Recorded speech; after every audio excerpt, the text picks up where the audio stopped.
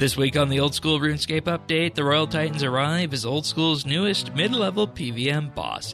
We unpack their mechanics, drops, and what it all means for elemental weakness. We then end the show with the Varlamore polling deadlock and try to figure out what went wrong this time.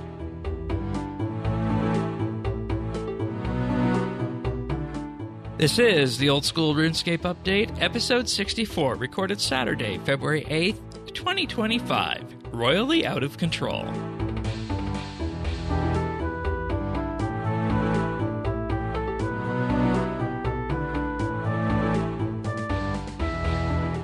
Hello, everybody, and welcome to another episode of the Old School RuneScape update. Sirion and myself are here, as we are each and every week. Welcome. Hey. And this week we got a bit of a what do we call this? Is this a mid-tier PVM encounter?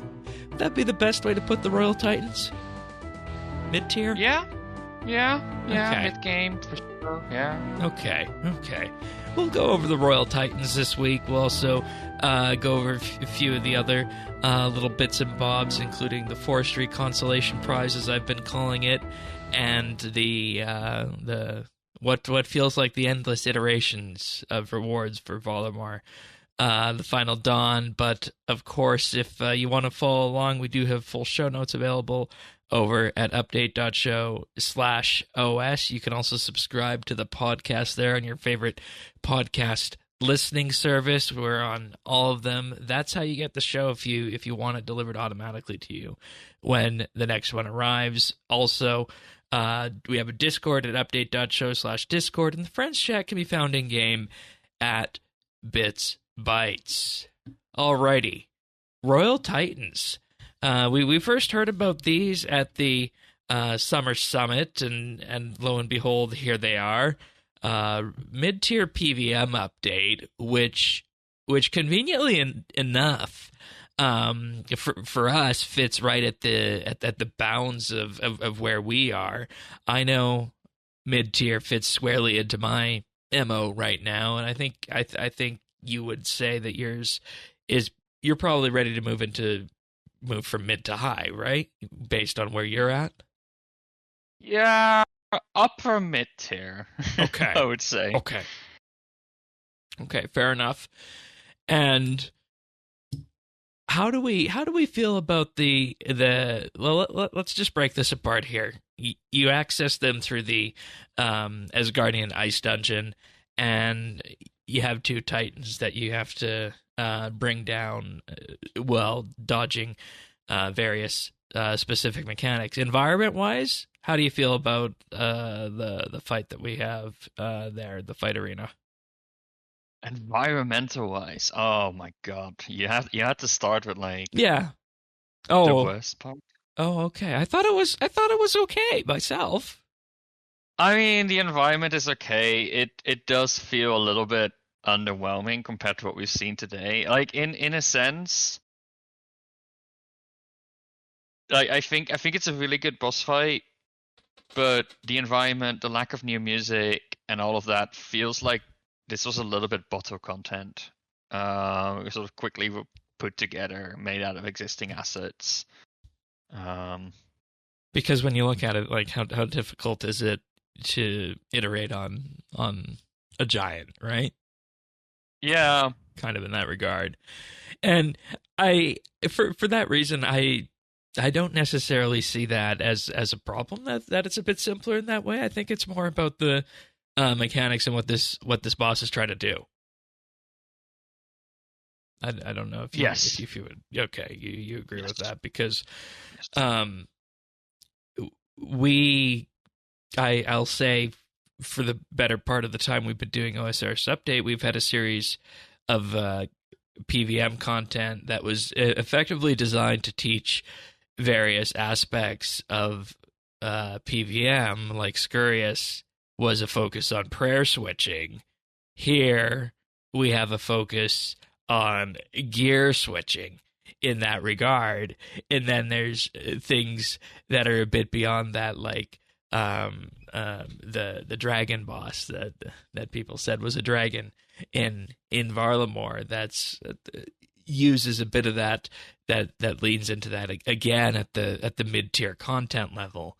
And I think it's important to lay these fundamentals down, because where else, aside from, maybe a YouTube video or something to that effect, are you going to be able to go somewhere and actually, learn some of the core mechanics old school PVM?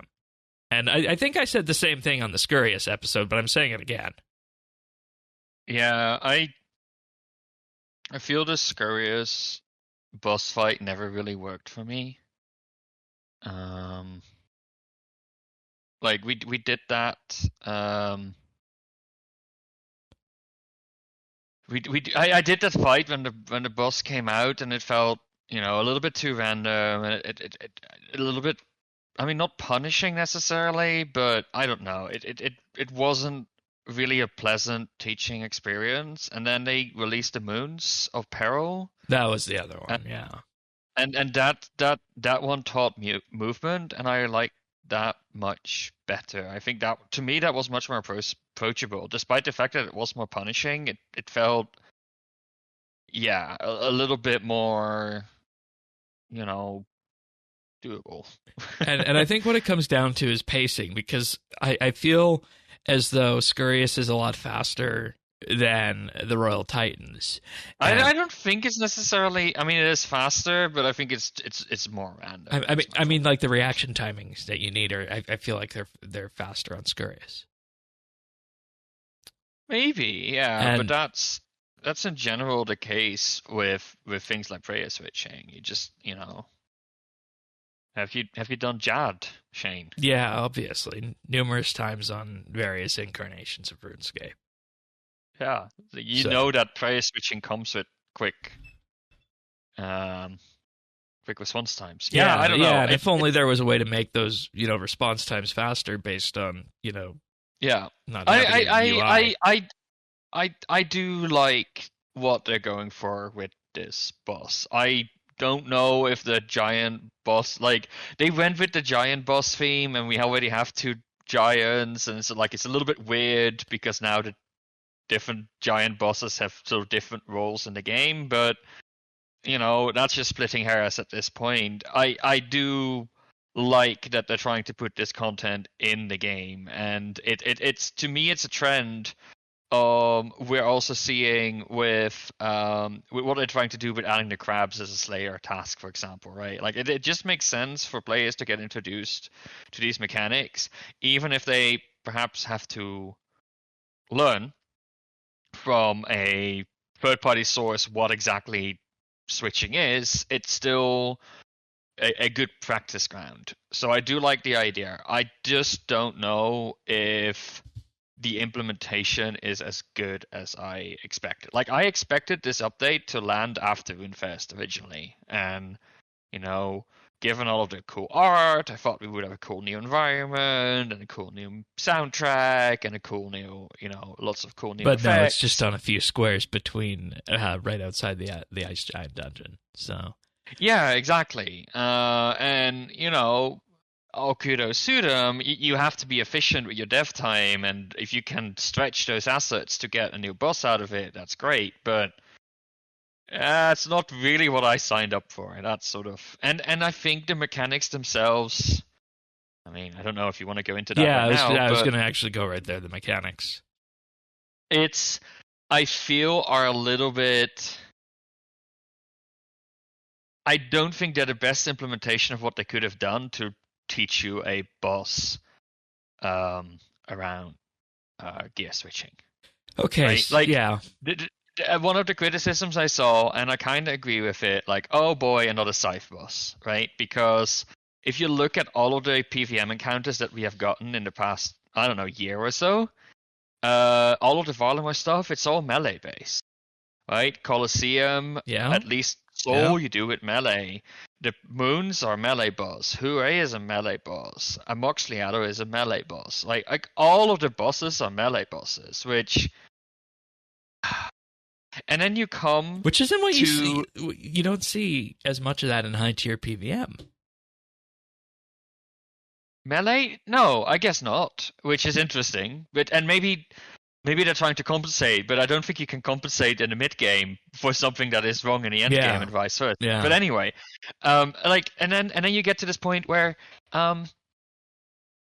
you have two bosses like giants, fire giants and ice giants, and you want to do something with elemental weakness. So let's make them weak to melee. And if they move away from the platform, we will also make them weak to ranged. Yeah, so let's go into this here. There's two phases to the fight. The first phase involves what you're talking about, where periodically each of the bosses will come closer to the platform you're standing on, and when you do that, that's when you go melee, and then when they step away from that, that's ranged. And while this is happening, you're also juggling little minions that appear that you need to dispel with the appropriate elemental magic spell. And as well as that, you also have to dispel walls that appear on the battlefield as well with the appropriate elemental magic spell opposite to what appears. So if a fire minion appears, you need to use water. If a firewall appears, you need to use water, and vice versa for when the ice ones appear.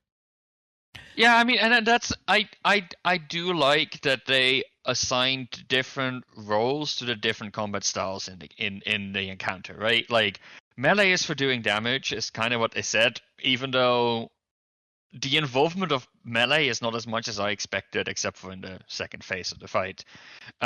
Ranged is to keep doing damage if they move out of melee range, which is the majority of the time in the first half of the fight. And then magic is really for arena control. And that, the arena control aspect of the fight, I think is interesting and a fun new challenge, because I don't think we get that as much in other PvM encounters. Like, I have done a bunch of raids during leagues, and I think the boss mechanics that I like most of in the Tombs of Amaskad, and maybe this is a controversial opinion, are the ones where you have to stay ahead of the environment, right? That is definitely controversial from my perspective. But like, oh god, what's the big bug boss called in raids? In raids. Oh, mate. okay.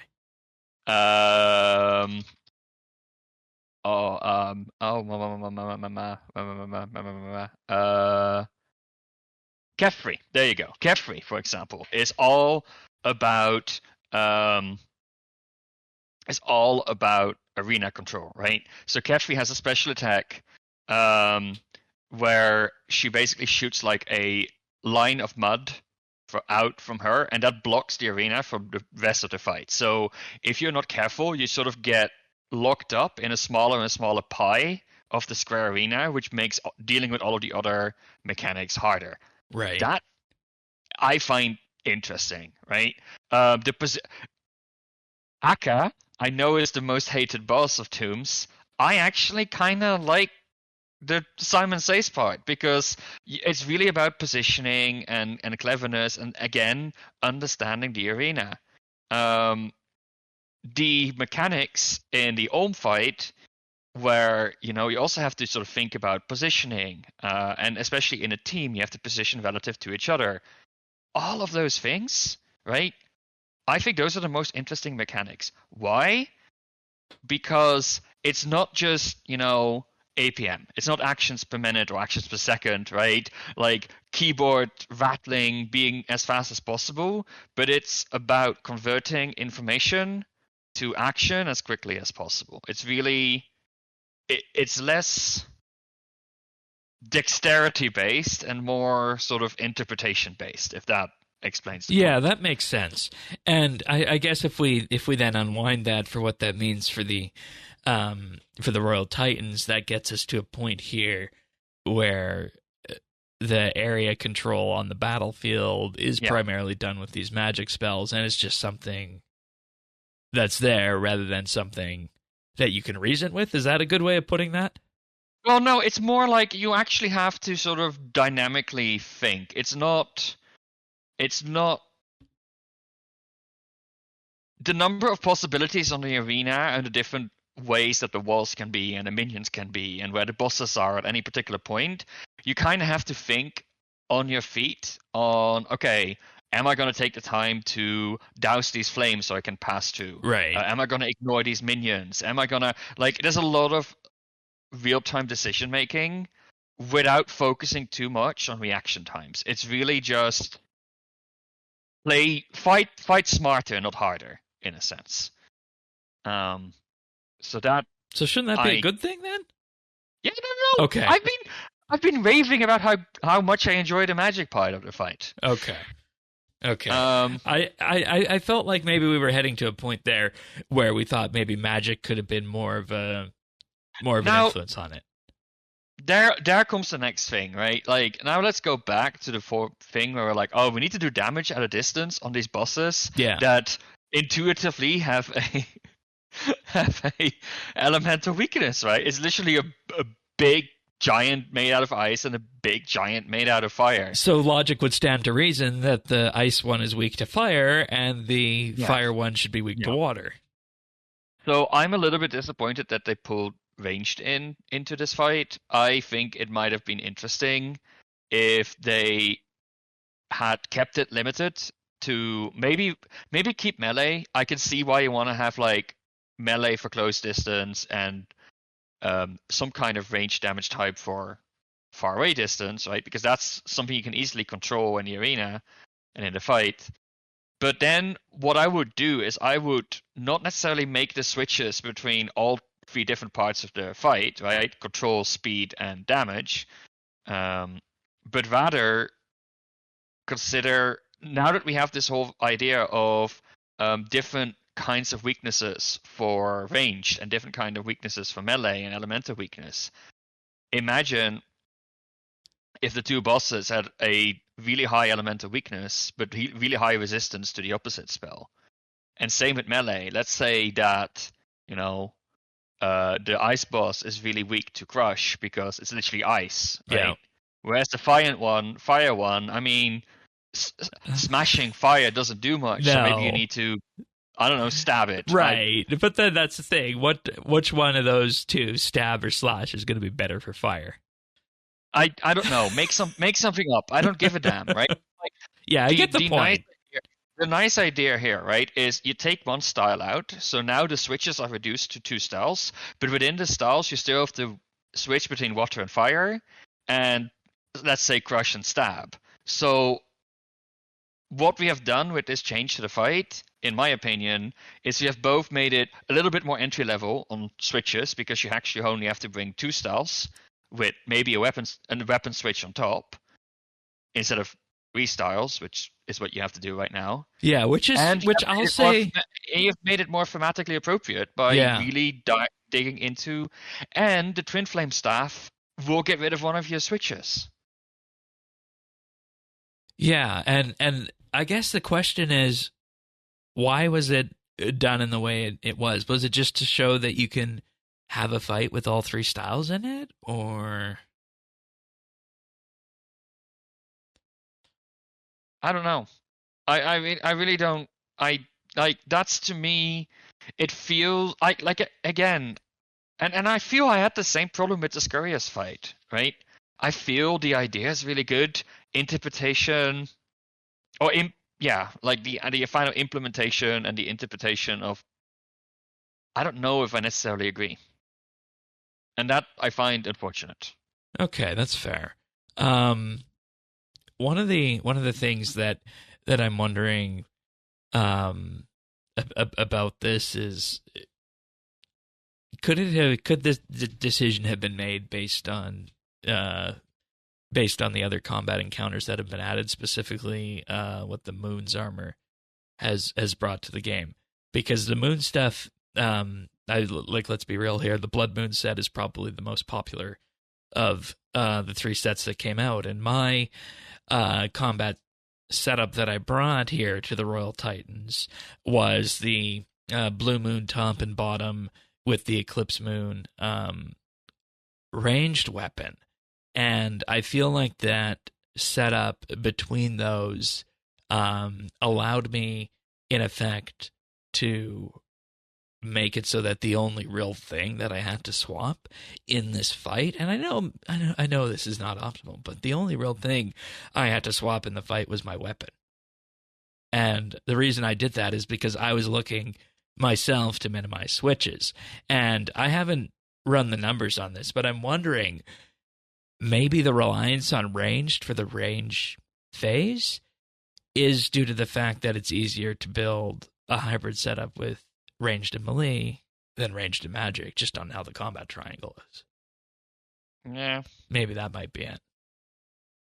Maybe. But I don't know. In any case, the fight following that is fairly easy to predict. There's good telegraphing for a lot of the attacks that the Royal Titans will put out.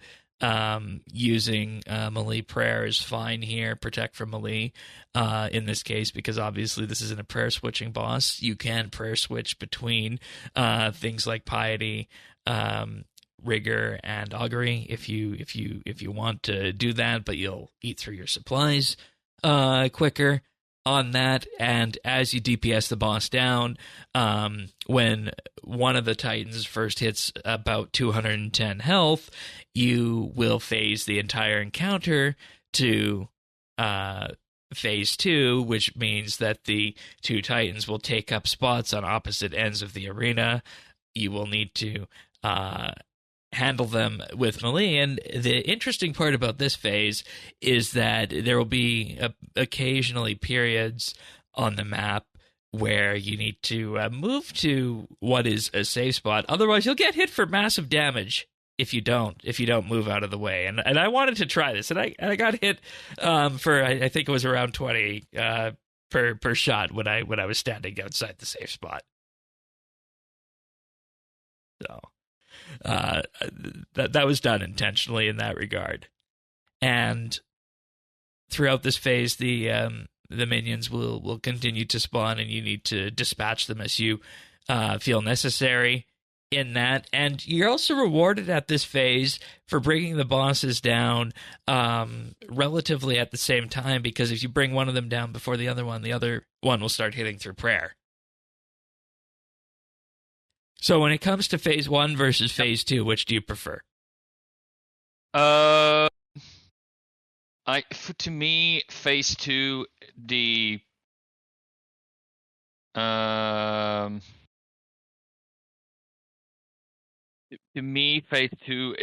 rotation in terms of attacks is a little bit more dangerous. Yeah. There's a little bit too much going on, and you really get distracted from doing damage a lot.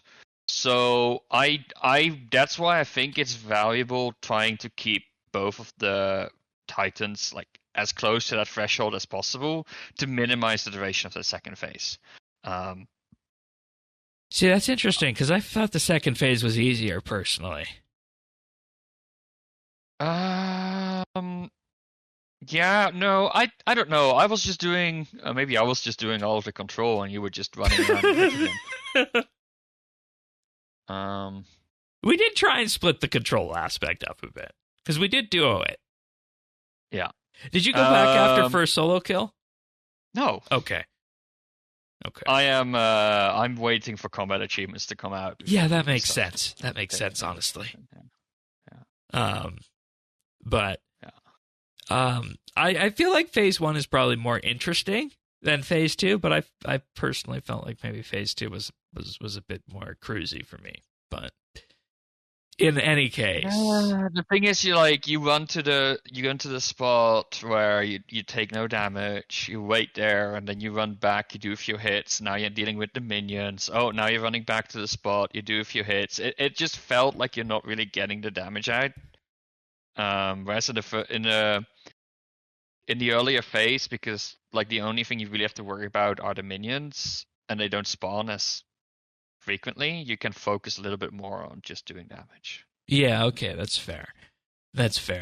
And I feel like at the end of this entire discussion into mechanics of the Royal Titans here, um, we'd be remiss, I think, if we didn't mention that there's a section of the player base out there, and I think rightly so at this point, that's clamoring for a bit higher level PVM, because everything that we've got since we've been doing this podcast, PVM wise, minus probably Araxor, I think, has been mid level PVM or entry level.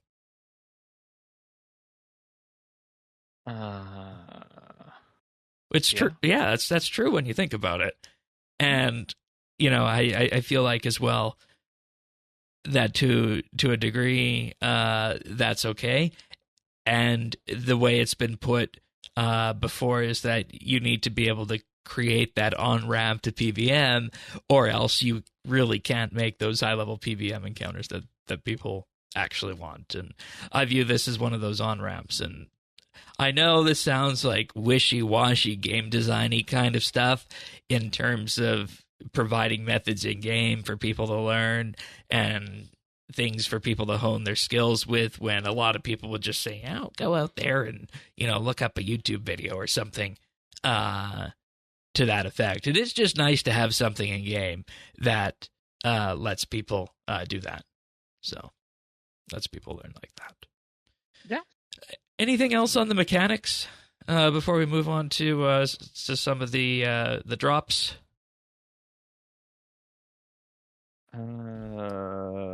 No, I think that's like my biggest criticism was like the random ranged thing, but yeah. All right, fair enough. The Twinflame staff, I think this is by far the most interesting drop that comes from the Royal Titans, and it's worth noting that you do get the option of choosing which one you loot, and the Twinflame staff is interesting because it's got that double option on it for two different spells, which is of course something you can bring to this fight to make dispelling of the minions and the walls easier. Mm-hmm.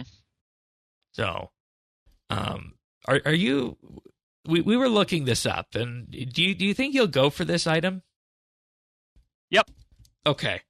What about it? What about it speaks to you? I mean, for standard spells casting, the damage increase is like, I think it was like 20%, 12, 20. I don't know. I had a 2 in it. It's a pretty significant damage boost. And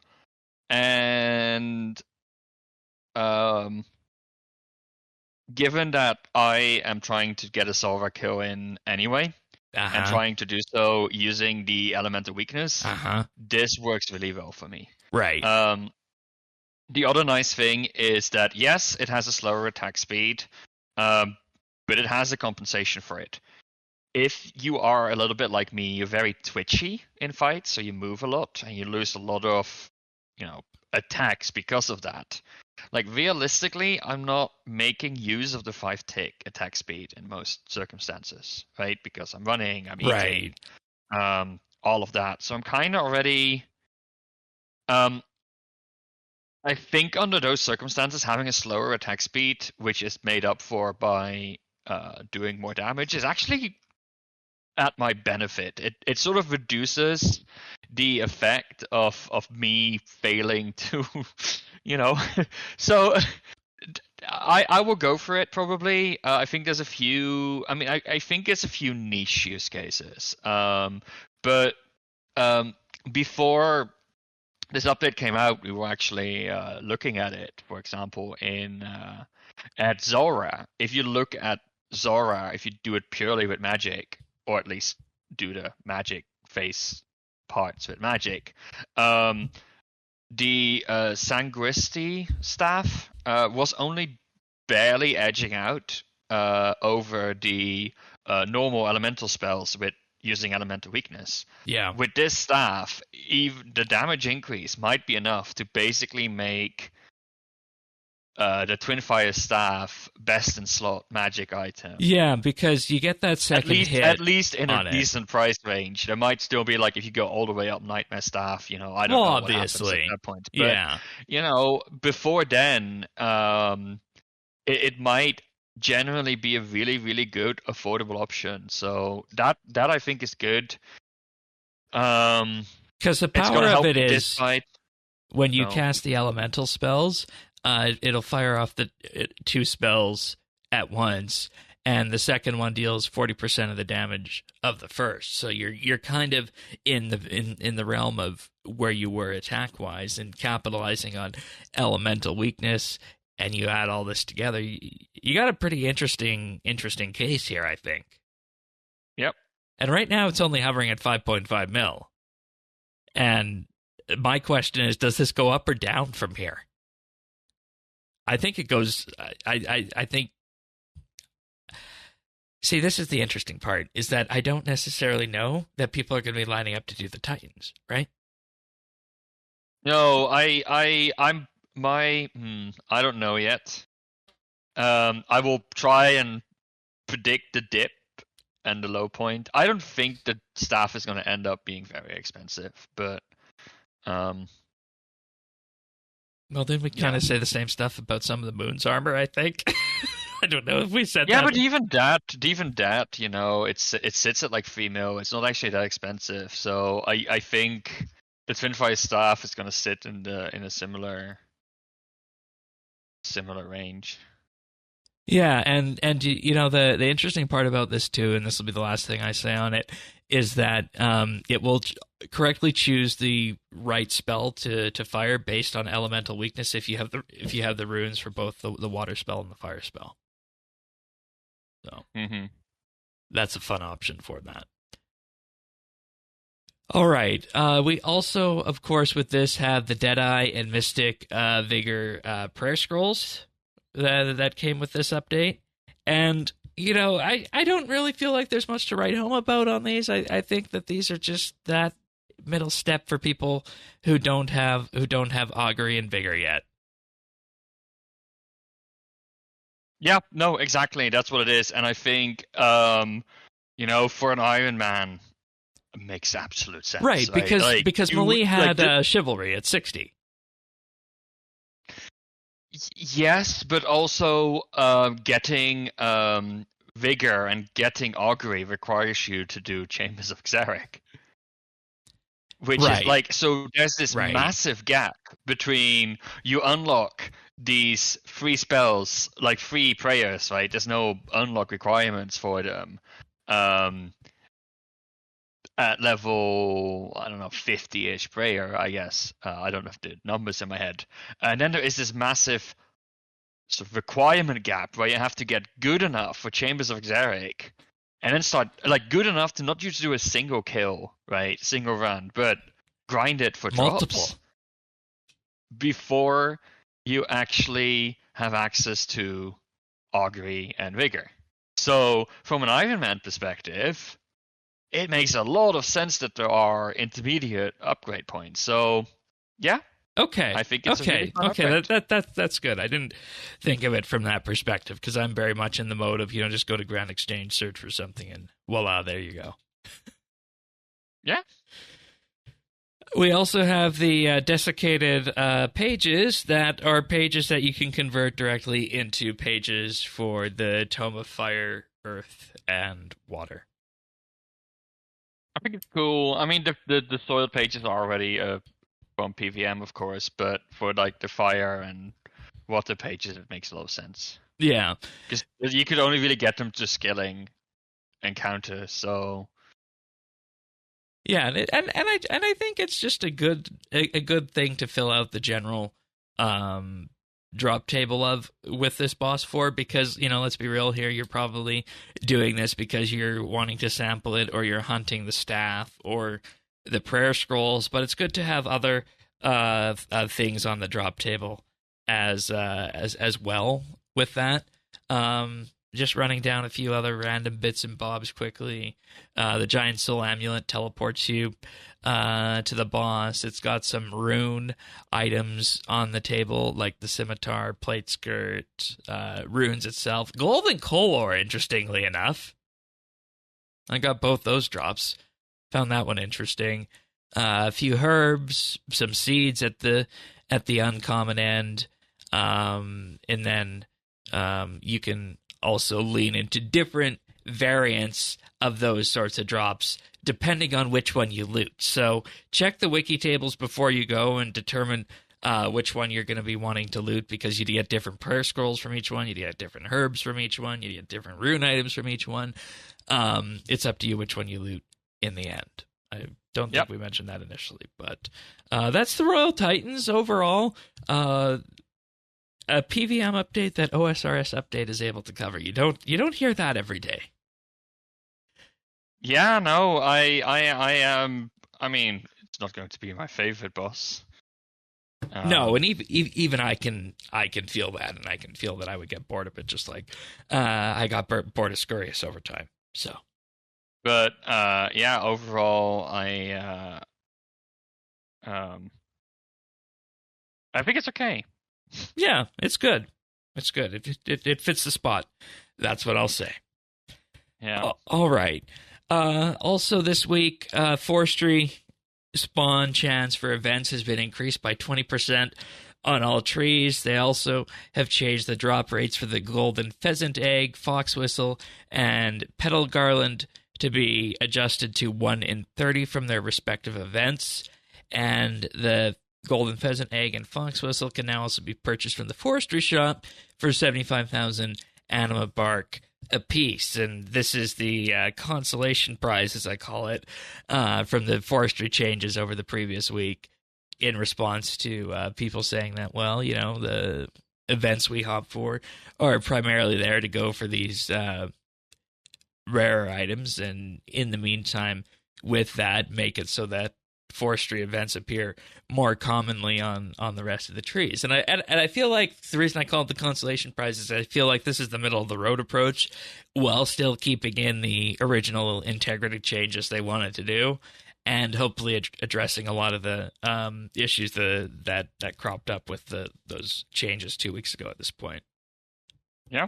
So, and we went over the whole thing about whether or not to hop for forestry worlds. Did you ever hop for forestry? No. Items? No. Yeah. And see, that's not my play style, so I'm like, yeah, okay, that's fine by me. But apparently there was a large portion of the population that felt as though that something to that effect was needed. Okay. I laughed when I saw this news post. And not for the good, not for the right reasons. The Varlamore Final Dawn reward proposal, at least half of it, has been put on hold while they re-evaluate and redesign. The Eldritch Necklace has been dropped. The Diabolic Aegis has been dropped. And I'll just read from the news post here.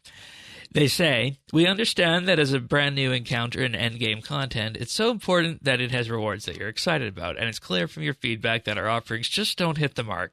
So we're going to spend some time redesigning the Delve Boss rewards to deliver you 2 completely new items and rework on another. We will be looking to provide solutions to commonly felt gaps in the game already, with a particular focus on magic. Mm-hmm. Keep going. Oh, that's all I had pulled out to quote. I can keep going if you want. No, it's fine. The bit about setting expectations. No, just this entire news post. On the whole, I still trust in the polling system and like community consultation, but the amount of back and forth here, where does it end? It reminds me of a city council committee meeting, honestly. Yeah, what? There's always going to be people who don't like it. And you know what the interesting thing was, based on what I was reading and my looking into this, I feel like the last proposal that we got and talked about was decent enough. Yeah. I mean, decent enough isn't necessarily the right bar we should be chasing, of course. Like we want the best possible content. At the same time, like there's always going to be people who have reasons that they don't like a particular proposal, and we can't make everybody happy. That's what the polling system is for, right? To make sure that we are never making more than 30% of the people unhappy. And see that what would have happened if they would have put this to poll and they would have said no? Is it just the fact that they don't want to have a poll fail and then need to go through this process anyway, that we're just saving the time and doing it now? I mean, I don't know if it would, like, this is the thing. If they thought that the poll would fail anyway, then I agree that there's no point in putting it on the poll. But I am not so sure it would fail. I think there's a small enough percentage of people that actually are bothered by this that, overall it's going to be fine. Yeah. Like, I don't know. Like, I mean, I had a feeling it I was want to trust the community Uh-huh. consultation process. I really do, and I understand where it comes from. But I see this, and I see this entire thing being delayed and shut down and You like my redesigned and perspective on updated it. all the bloody time. And then we get this post. All right, we looked at all your feedback. This is going to be a final proposal. Final. And I don't know where, because I didn't actually see it on Reddit blow up as much as I thought, right? But apparently, for some reason, it was still held back from the poll. I'm like, okay, who is actually stopping this? Right? Like, what's actually going on? Can somebody... Hey. We need to introduce this podcast audience to the Cambridge Mob. The Cambridge Mob is a largely fictitious group of people that exist around the RuneScape community, the Jagex studio, and the town of Cambridge that secretly influence and guide the path that the game takes. And sometimes that path isn't exactly what they want. So when things like this happen, it can be chalked up to the Cambridge Mob.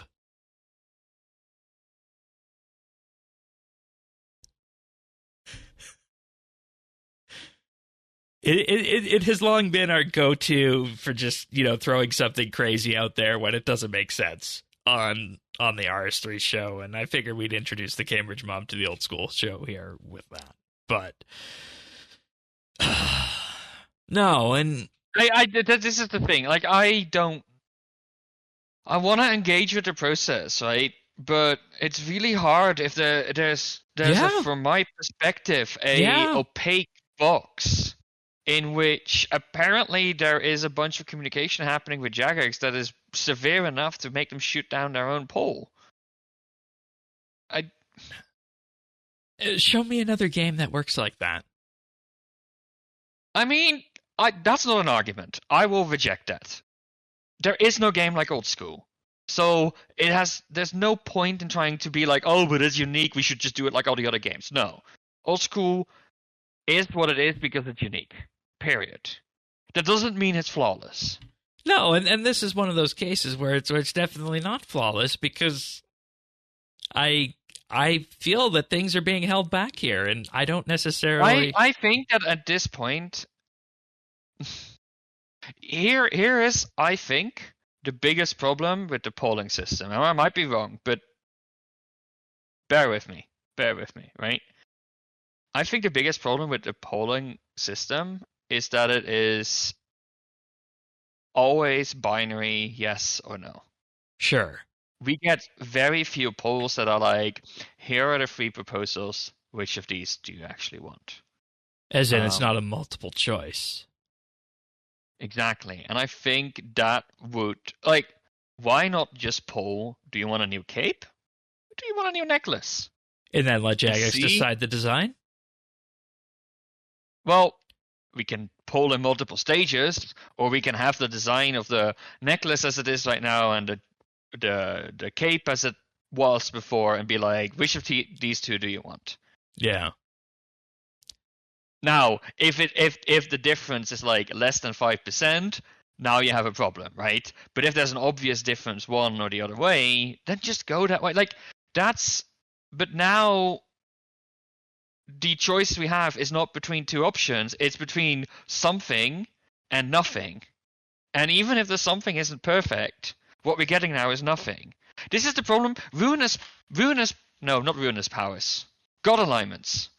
Same problem, right? It keeps being, it's not good enough. It's not good enough. It's not good enough, right? So we don't get anything. Or which means it that steps on other niches, and people don't want it to become that shoe-in and glove that the Ancient Curses on RS3 has become. And I agree with that sentiment. Nobody wants that. Yeah, I agree with that sentiment. Nobody wants that, right? Like, that's the whole point. Everybody is treating this like this is some kind of, zero-sum game. No. Jagex wants to make good content. We want good content. But see, that's the thing in the modern world with a lot of things is it's become everything or nothing. And maybe that's starting to creep into the polls here. Maybe. And maybe that's the problem. Yeah. What about I'm not saying like just start throwing uncooked content into the game. No, absolutely not. But I don't know. It listeners, help me out. Help me understand, because I want to understand, right? I really believe that it can work. But then I see a post like this, and honestly, my response is just, why? Now we have to wait even longer. Now we're gonna see the Delve boss being cut out of batch 3 because it needed more time in the oven, right? Now we get another Desert Treasure 2, which has no real reward. Another Wild Graphic Sleeps, which has no real reward because God alignments don't exist. And what I wanted to see with this, and I want to just say to the listeners out there for this episode, if you haven't been with us since the first discussions on this started, we agreed that the first proposal was out of sync. We thought the second proposal was better. And now we're questioning what's going on here with the third. So if you can help us fill in that gap, if you're somebody who feels that this third proposal wasn't appropriate, let us know why in the Discord or in the comments or in our DMs. I don't care. Let us know. They're also talking about the Avernic Treads. We would still like to include a version of the Avernic Treads, but we'll be taking another look at how to make them more exciting and where they sit economically. And they do this because they've seen an appetite for moving away from a 9-way gear to an 8-way switch, and we're confident that they can come back with a rework that still fills this desire. So that means that less constituency parts going into it, I believe, correct? Going from 9-way to 8-way. Yeah, nice. Fewer switches. Great. Yeah. And with this, they will be pitching the new ideas in a couple weeks, which puts us right before RuneFest, basically, on this. Yeah. I sound very worked up, and I guess I'm a little bit worked up, but no, you are highlighting specifically my issue with the polling system in this game. Yeah, this I post guess that. and this I really time want. exemplifies it. Your response to it. Let's just get rid of the polling system. I'm like, no, I want to make the polling system work because I guess it adds something, but I need to understand what's happening right now, and I think we as a community also need to find a way Um, um, to avoid these stalemates, I guess is the right way to describe it. Yeah, and I mean, meanwhile, wouldn't it be something if the pull for the new melee weapon, the Antler Guard, and the Earthbound Tech don't pass? Because that's actually live in game now, as of recording here. I feel like those three were not controversial at all, and we'll I find think out. they should pass.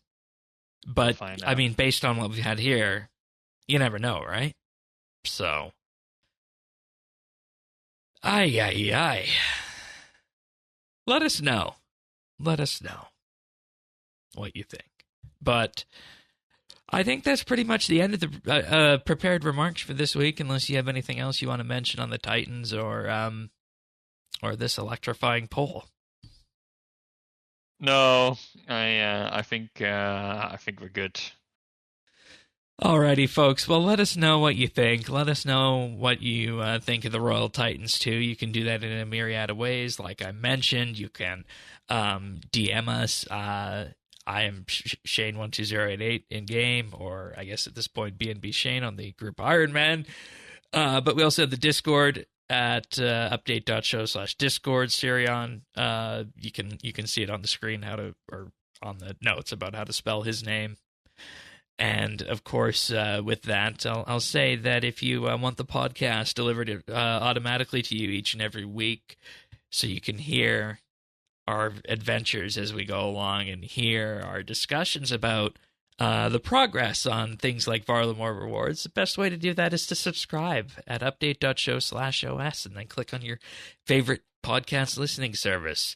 We're on Apple Podcasts, Pocket Casts, Spotify, and more. And, of course, YouTube as well, youtube.com/@OSRSupdate. But with that being said, we'll see you guys next week for another episode of the Old School RuneScape Update. See you then, everyone. Take care. Bye.